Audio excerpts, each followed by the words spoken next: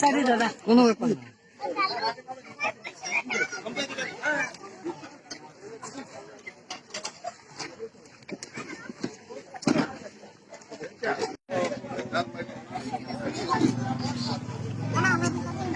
Madam madam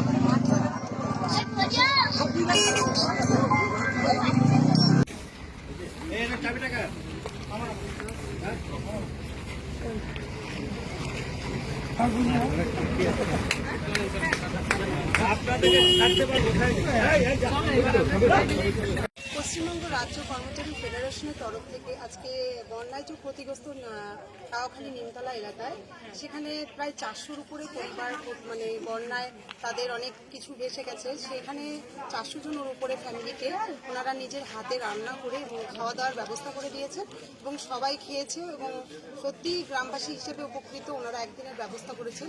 ধন্যবাদ ওনাদেরকে, অসংখ্য ধন্যবাদ।